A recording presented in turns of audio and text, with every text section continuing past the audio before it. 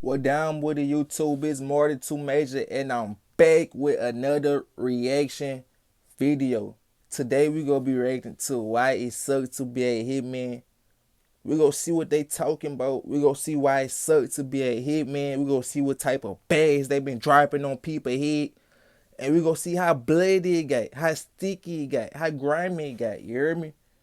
Y'all go watch me. Y'all go watch it with me, and we ain't gonna waste no time.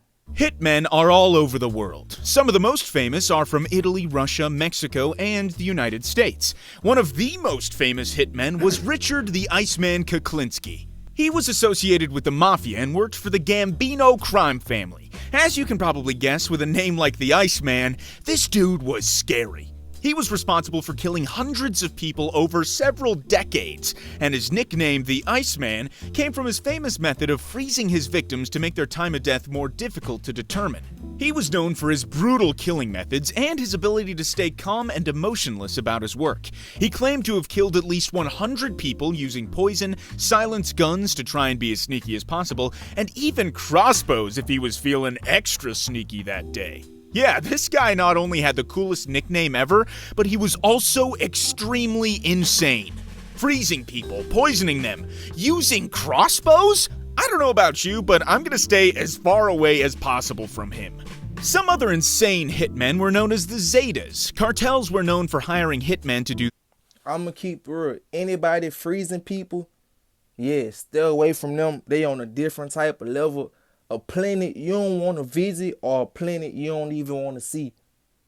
Their dirty work, executions, or eliminate rivals. The Zetas were a group of ex-Special Forces soldiers turned mercenaries for the cartel. These hitmen were feared for their ruthlessness and brutality. They became famous for their extreme violence, including beheadings and mass killings. Yeah, remind me to never mess with the Zetas. The last thing I need is my head to be chopped off. Their operations spread terror across Mexico and even into the United States. I mean, who's not terrified of being beheaded? That might be the worst way to die. There were mainly two types of people that would go on to become hitmen. You had career criminals who spent much of their lives, well, committing crimes. A lot of these guys were a part of gangs or something like the Mafia or the cartel. Basically, if there was a crime, they were committing it. These hitmen were often driven by the need for money, power, or as a way to move up the criminal ranks in their organizations. Your other option for a hitman were former military personnel or law enforcement officers who had specialized in combat, weaponry, and tactics. All the main things you needed to hurt someone. These guys' experience in handling high-stress situations and, killing people made them high-profile recruits for criminal organizations. You might be asking yourself, why would a former military man or police officer turn to a life of crime like being a hitman? You thinking you ran into somebody smooth, smart, unique, you feel me? And you run into somebody chopping somebody's necks off. Who like chopping necks? It get real grimy. Well, the short answer was usually money. The career criminals usually grew up in rough environments where crime, violence, and poverty were part of everyday life. You usually lived in a neighborhood with gangs or organized crime groups. Even though you were a kid, you saw a lot of things probably no one should ever see. Sometimes your parents might even have been involved in crimes themselves. Definitely not setting the best example.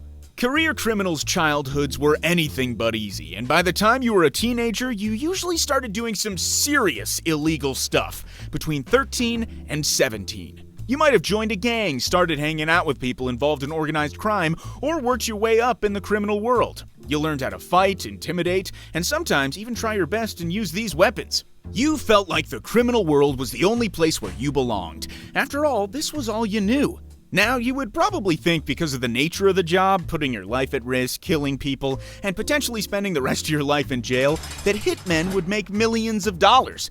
Well, if you thought that, you would be, wrong.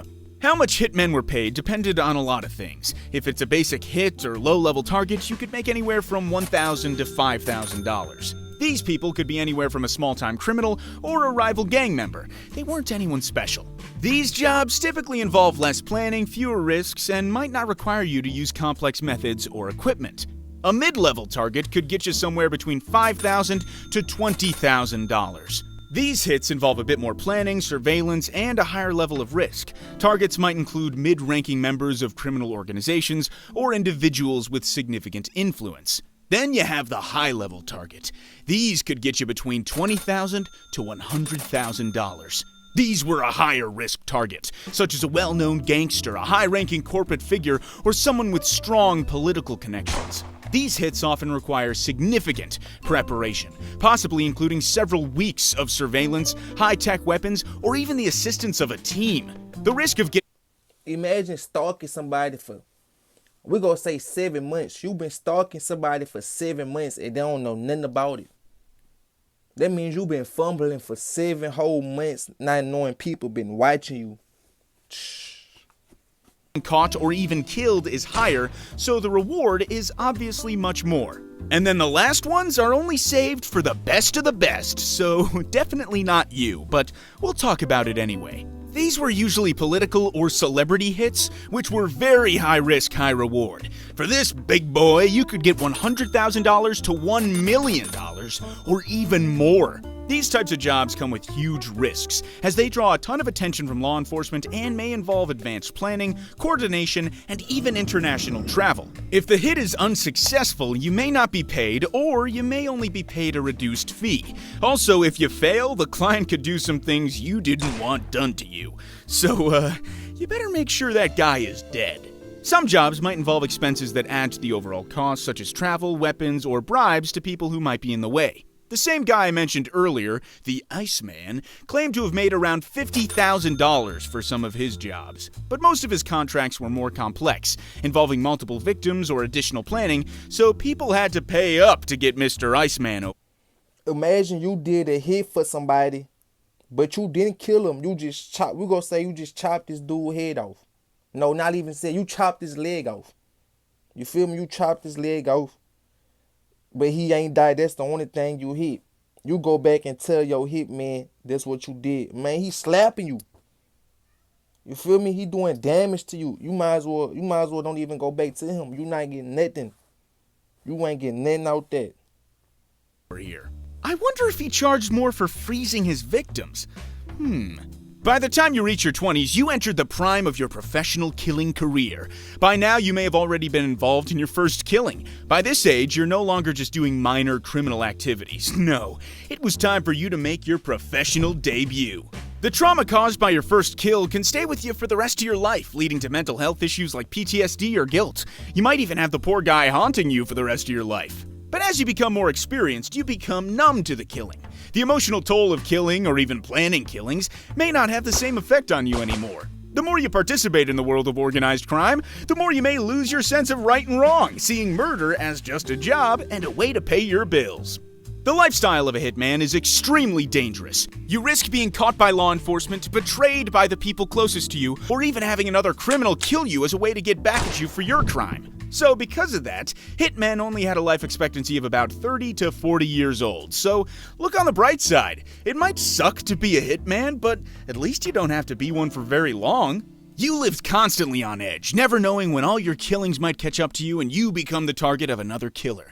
You were constantly paranoid, and because of this, you live in secrecy, constantly changing your appearance and maybe even getting plastic surgery to make sure no one would recognize you. Hopefully you don't get any uglier than you already are. By the time you reach your 30s, your life is almost over. Luckily, you begin to feel regret as you grow older and realize the consequences of your actions. You look yourself in the mirror, and let me tell you, it wasn't pretty. You might need plastic surgery after all, but you still looked yourself in the mirror and had to realize how many people you actually killed. You struggle with the guilt and wonder about the people's lives you've ended. What if they were... Man, that's deep. Imagine you looking in the mirror feeling guilt for all the people that you killed. You know, 1 and 1 not equaling 2. Something is not adding up. That's just something to think about. Going to become the doctor that cured cancer? What if they were going to become the first man on Mars? And what if they were going to end world hunger? Well, guess what? You ruined that for everyone. You also spent your entire life working and committed only to crime. Most hitmen didn't have time for a wife or kids. It was all crime, all the time. But at least you had a ton of people you killed and money to show for it. Oh wait, you somehow still didn't have any money and now everyone is coming to get revenge and kill you for all the people you killed? Well, I guess that's what you get for becoming a hitman, so, good luck!